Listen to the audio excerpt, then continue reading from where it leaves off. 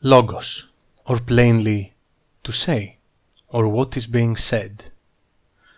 An object of speech, synonymous to rationality, inductive reasoning, or maybe some might say any kind of reasoning. Logos is a term that is used by philosophy, theology, psychology, oratory, and many other disciplines in the academic world. It's a term attaining almost divine rank in these disciplines. But what is Antilogos? To put simply, to deny, to reject an argument based on the inadequate proof of reasoning it has, or simply because your standards are too high. Antilogos is the act of being the devil's advocate, of being the person with the unpopular opinion, just for the act and stand of being the person with the unpopular opinion. What is lovingly called a filthy contrarian in English. Antilogos is the intellectual responsibility of everyone, but only when he is the last person who has not yet voiced the agreeable position. Consider this, an argument so well defined you cannot argue against. We will define this as divine argument. In the total of all arguments, if we remove the unrivaled divine ones, what we have left is but arguments that can be fought, regardless of their moral standing, an absolute of invincibility but for some minuscule few exceptions, or possibilities in case of science. These arguments will define as logos, and the act of defying them, or actively hunting for their countermeasures, or reasoning deficiencies, as antilogos.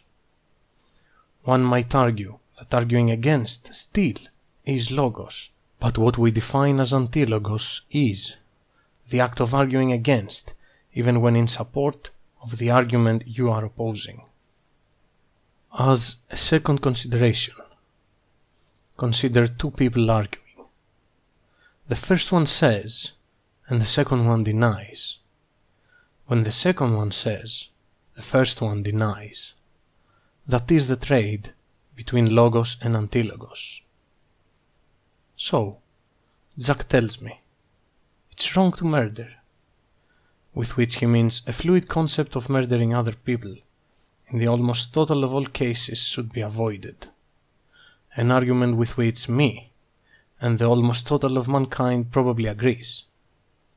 I say to Jack, not always. What if murdering one to save many?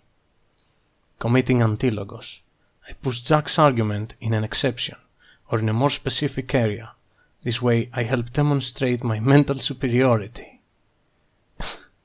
Joking aside, this way me and Jack both now have a better understanding of the nature of the morality of murder, and this argument can continue into more specificity, or we can replicate and propagate the thought to other conversators when it is appropriate. As a third and final consideration, or an expansion to the one before, four people are arguing.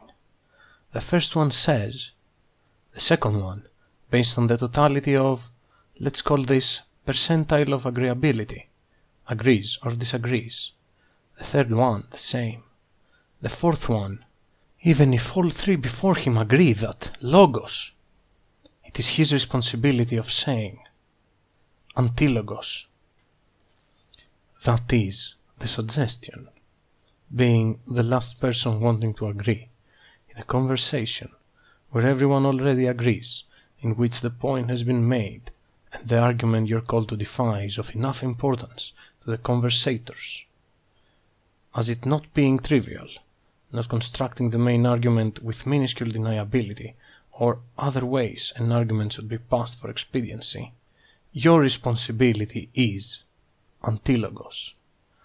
By all intellectual standards, you are helping both yourself and your conversators.